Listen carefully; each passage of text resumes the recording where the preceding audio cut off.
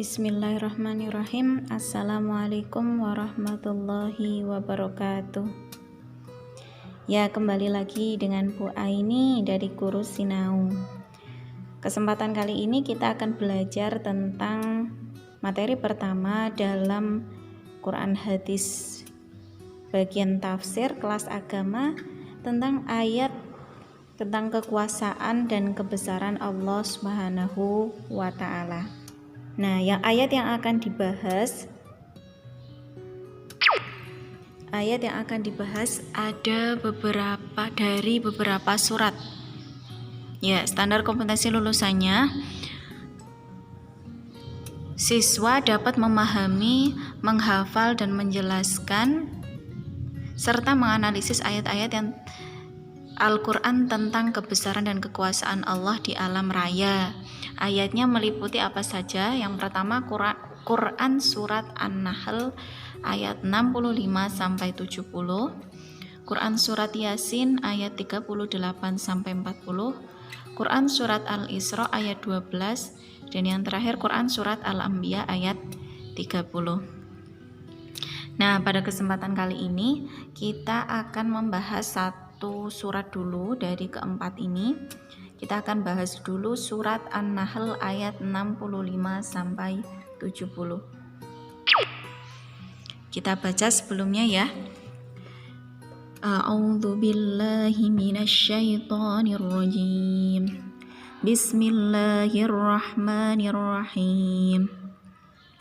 Wallahu anzala minas samaa'i maa'an fa'ahya bihil arda ba'da mautiha. Inna fi dzalika laayatan liqaumin yasma'un. Wa inna lakum fil an'ami la'ibrah. Nusqikum mimma fi butunihi min baini farsin wa damin labanan khalisan sa'igan lisyaribin.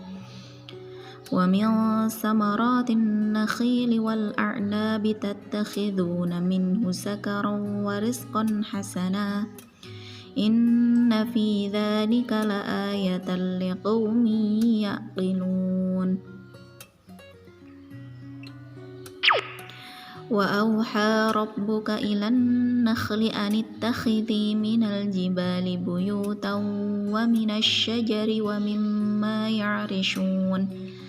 Summa kuli min kulli samarati fasluki sumbula rabbiki dhulula yakhruju min butuniha syarabun mukhtalifun alwanuhu fihi shifaa'un linnas. Inna fi dzalika laayatan liqaumin yatafakkarun. Wallahu khalaqakum summa yatawaffakum wa minkum man yuraddu ila ardhilil umri likay la ya'lama ba'da ilmin syai'a. Innallaha 'alimun qadir. Shadaqallahul 'azim.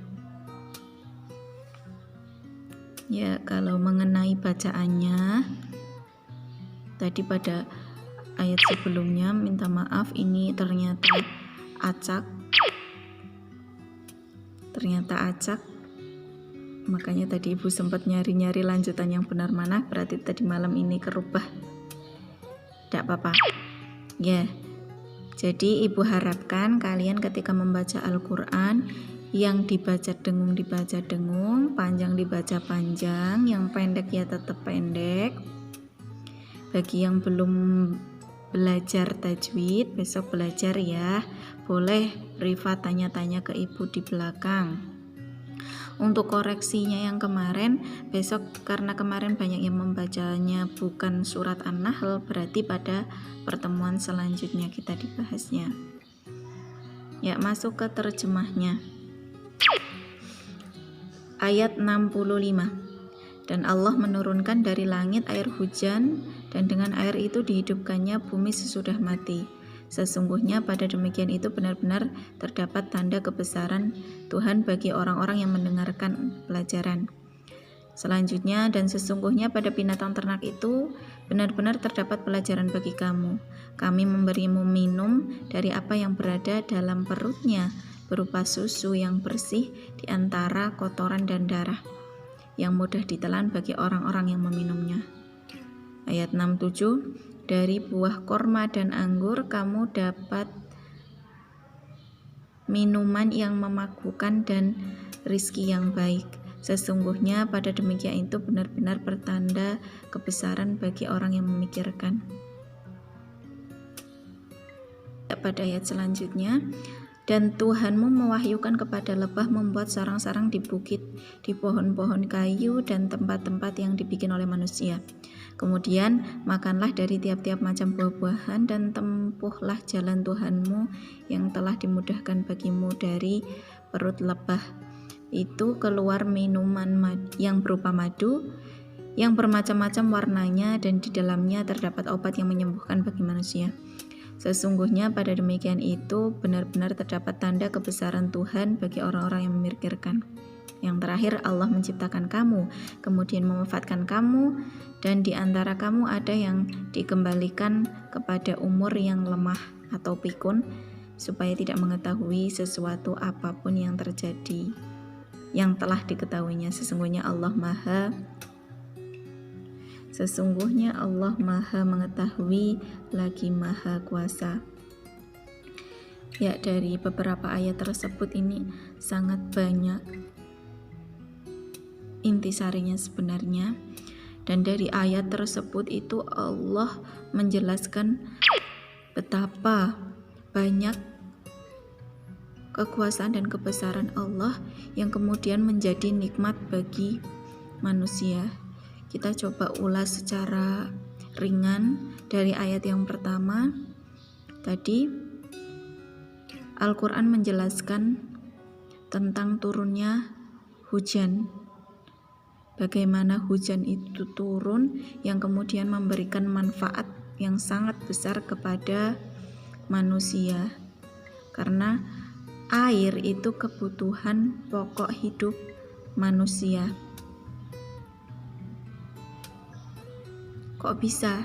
Iya, yang pertama kita butuh minum. Kalau tanpa minum bisa saja kita mati atau menjadi jalaran Allah mencabut nyawa kita. Selain untuk minum, air juga sangat berperan untuk kita dalam hal menumbuhkan makanan, karena dari air tersebut kemudian Allah menghidupkan bumi yang mati, yang tadinya gersang, kemudian Allah kasih air hujan, langsung semuanya tanaman akan mudah tumbuh. Kalian bisa lihat di sekeliling kita perbedaan ketika musim kemarau yang kemudian diguyur hujan masuk ke musim hujan. Bagaimana kemudian yang tadinya gersang, tadinya kuning berubah menjadi hijau. Itu sebenarnya memang benar-benar nikmat Allah yang sangat besar, nikmat gratisan ibaratnya. Kalau kalian amati, kenapa kok zakatnya petani itu besar? Salah satunya itu karena gratisan. Ibaratnya Allah yang mupuk dengan air tersebut, makanya zakatnya besar. Kalau yang memberi air sendiri atau mengairi sendiri, itu biasanya zakatnya jadi lebih kecil. Kok malah jadi ke zakat ya? Tidak apa-apa. Lanjut, kemudian pada ayat selanjutnya itu ada sebuah perumpamaan unik, atau bukan perumpamaan, penjelasan yang bagus ya, dimana Allah itu menciptakan tempat susu berada di antara tempat kotoran dan tempat darah, dimana kotoran dan darah itu kita kenal sebagai sesuatu yang menjijikan, sesuatu yang baru. Nah, tapi di tengahnya ternyata Allah ciptakan sesuatu yang lezat dan memberikan banyak sekali manfaat bagi manusia. Nah, itu uniknya Allah itu memberi pelajaran yang berarti. mendalam. Artinya maksudnya itu memberikan kesempatan kepada kita untuk berpikir lebih, bahwasanya bisa saja sesuatu yang baik itu berada di antara sesuatu yang buruk. Selanjutnya, intisari selanjutnya, Allah menyuruh lebah untuk membuat sarang. Nah ini, Allah menyuruh lebah untuk membuat sarang yang berada di sekitar kita. Ternyata apa manfaatnya? Walaupun kalau misalkan lebah menyengat kita itu jadi sebuah sakit ya, jadi sebuah rasa sakit. Tapi selain itu lebih banyak manfaatnya lebah berada di sekeliling kita. Contohnya apa? Dari lebah tersebut kemudian Allah itu memberikan rezeki kepada kita berupa madu. Nah, dari madu tersebut Allah itu menganugerahkan banyak sekali manfaat bagi kesehatan kita, baik bagi kesehatan tubuh secara dalam, organ dalam ataupun organ luar. Ya, yang kepengen cantik itu bisa pakai madu untuk maskeran. Terus yang kepengen sehat itu bisa mengkonsumsi madu untuk menjaga kesehatan kita sehari-hari, terutama sekarang ini di masa virus corona itu dianjurkan kita untuk menjaga imun. Nah, salah satunya bisa dari madu. Nah, selain dari madu juga Allah menciptakan banyak sekali buah-buahan untuk kita makan, di mana masing-masing buah-buahan tersebut memiliki manfaat tersendiri. Coba saja kalian cari searching manfaat atau kandungan yang ada di dalam buah-buahan dan juga madu. Itu ibaratnya obat alami yang dikasih Allah untuk kita menyembuhkan penyakit yang ada. Jadi kalau misalkan kalian bisa menyembuhkan dengan yang alami, jangan sedikit-sedikit obat. Contoh saja mah itu tidak harus tiba-tiba beli obat. Batuk, pilek itu kalian bisa meredakannya dengan apa yang Allah kasih ke kita dalam wujud buah-buahan atau tanaman. Contohnya kalau mah bisa dengan lemon, jeruk lemon itu ketika pagi-pagi dibuat air minum. Terus buat batuk dan pilek bisa pakai jahe dan minuman rempah-rempahan yang lainnya. Itu Allah sangat banyak memberikan nikmat kepada kita dalam wujud buah-buahan dan tumbuh-tumbuhan di sekitar kita. Itu kuasanya Allah. Jadi Allah menciptakan kita itu sudah dengan perangkatnya dan dengan sistem safety, sistem penjagaan yang baik. Tinggal kita bagaimana kita memanfaatkannya dan bagaimana kita mengambil pelajaran darinya. Selanjutnya pada ayat terakhir itu Allah menceritakan tentang siklus manusia, di mana orang itu bisa saja yang tadinya tidak tahu, bayi itu kan tidak tahu apa-apa, kemudian kembali lagi pada posisi itu, tidak tahu apa-apa. Padahal nalarnya seharusnya orang semakin tua itu semakin hebat, semakin pintar. Tapi nyatanya kuasa Allah, bisa saja orang itu kemudian dijadikan sebagai seperti seorang bayi. Nah, itu sangat kekuasaan Allah yang sangat mengagumkan. Dan sebenarnya banyak sekali kekuasaan Allah di sekitar kita. Apapun, seperti yang kemarin Ibu jelaskan pada penjelasan hadis, itu juga di antara bukti-bukti kekuasaan Allah. Nah, kalian kalau kepengin penjelasan yang lebih bagus dari Ibu, kalian bisa cari di YouTube, ketik aja tafsir surat An-Nahl ayat 65-70, ada dari beliau, penjelasannya beliau Bapak Quraisy Shihab, yaitu pengarang tafsir, atau dari Gus Baha. Gus Baha itu ahli tafsir, hafidz yang ahli tafsir. Itu penjelasannya jauh lebih mendalam dari Ibu. Ibu harap kalian juga berkenan mendengarkan penjelasan beliau-beliau ini. Nah, sekarang work time.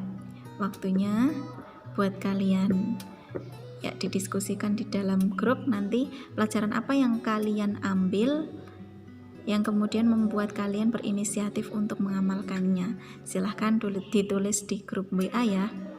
Ibu tunggu. Ya, sekian dari Ibu. Wassalamualaikum warahmatullahi wabarakatuh.